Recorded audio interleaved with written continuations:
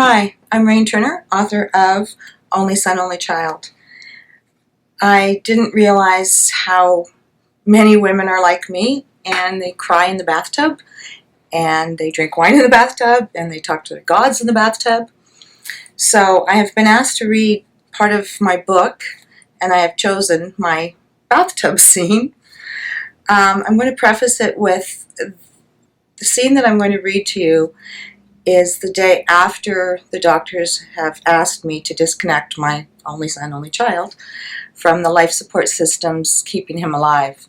I had agreed to disconnect him, and I had decided at that point to donate his organs, and this was the day I was going to go talk to him and let him know what I was doing.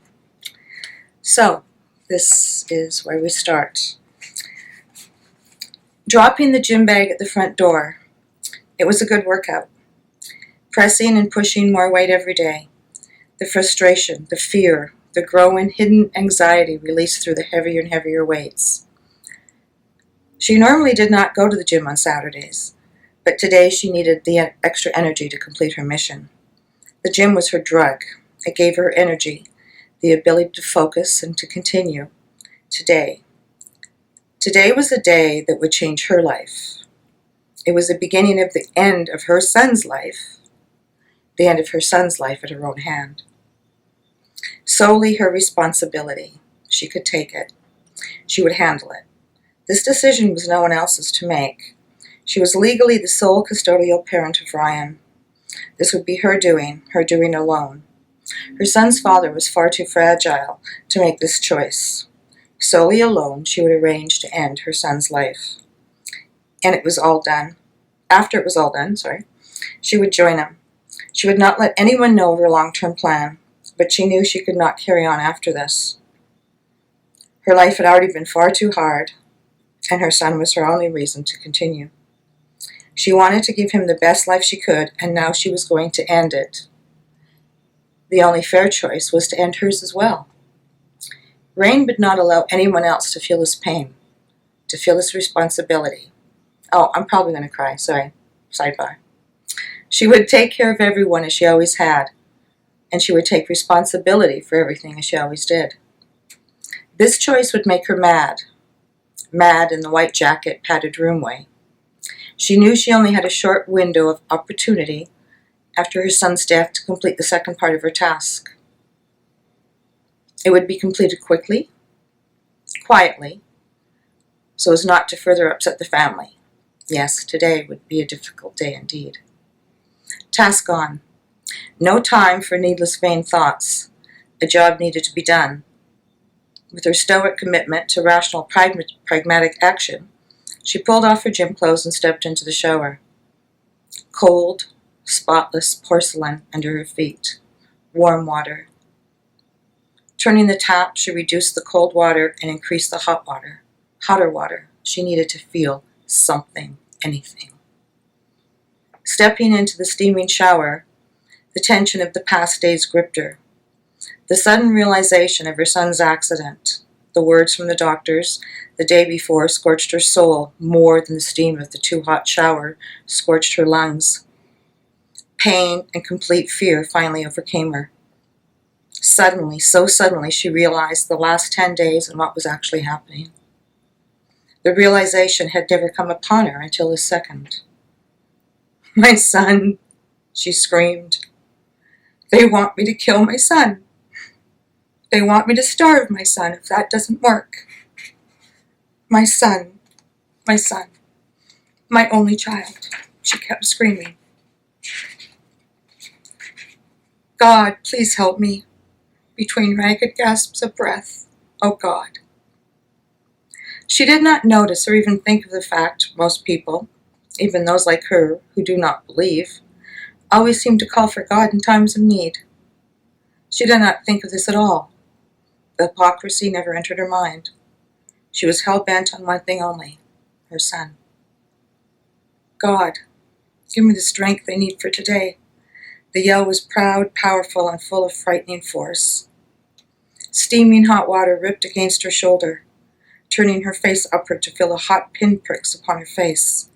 She needed to feel something, anything. Water, steaming hot water. She could feel it. She could feel the pain. Suddenly it came. It came from deep within her, where it had been hiding for the past 10 days. The scream, a guttural animal scream. A scream most of us never hear. Long, deep, from below the deepest parts of our guts, the depths where our soul and being dwell, controlled by the private part of our brains. That's where the scream began. The scream tore up through her body.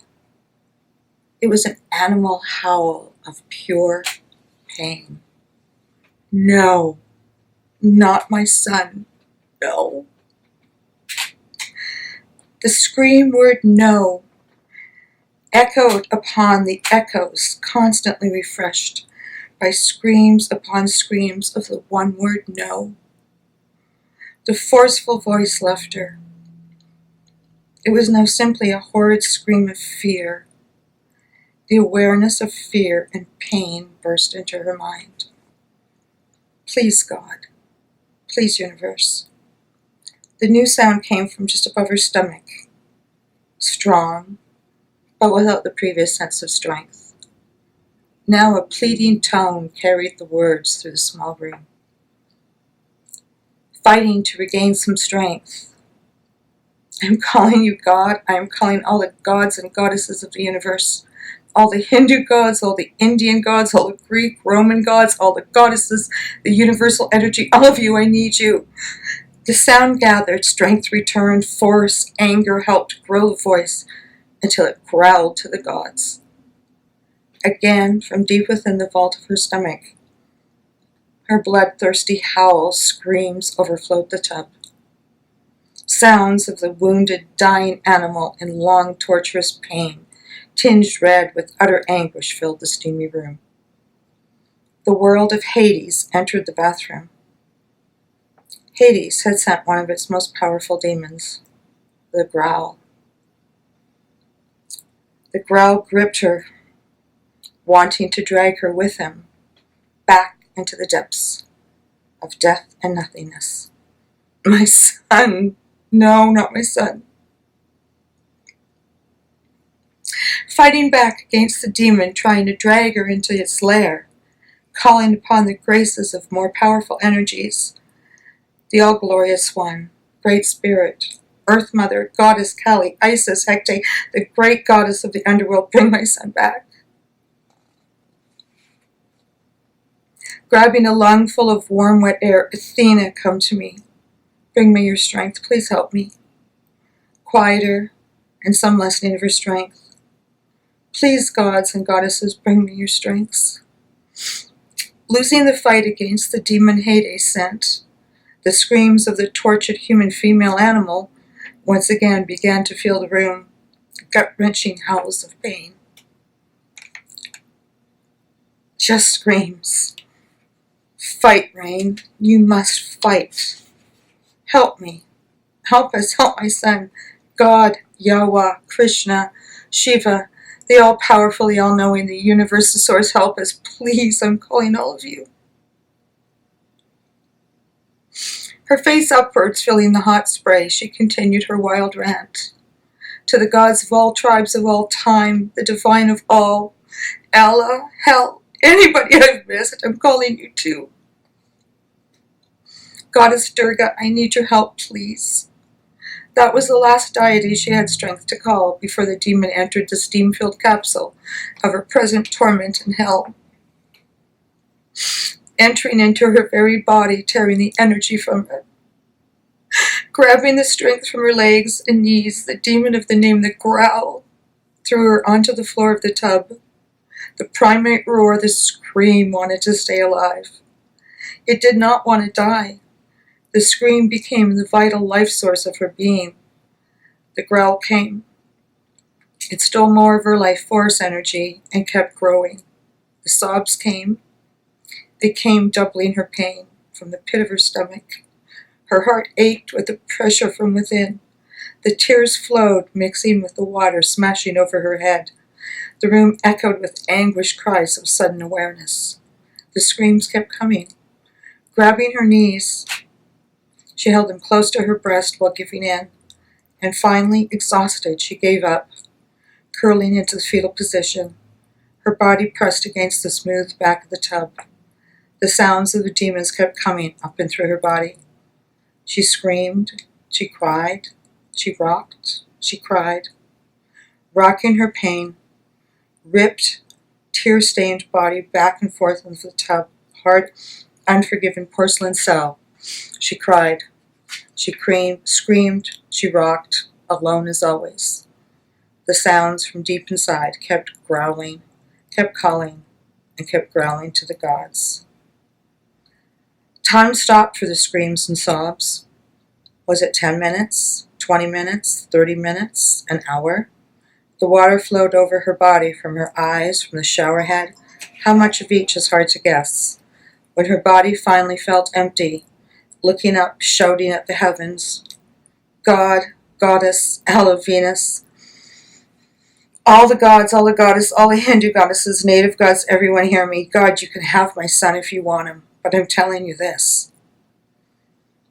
Gasping for more air, filling her lungs, finding a small second of space and a tiny morsel of strength to threaten God. 3 days after I have buried him, you better be ready for me. I'm coming there and I have a few words for you. If you think Satan made a mess when you banished him, you've not seen what I'm about to do to your heaven. You best batten down the hatches. And I know I'm coming there because I'm a good person. I'm not going to hell. You can have him, but you will get me too.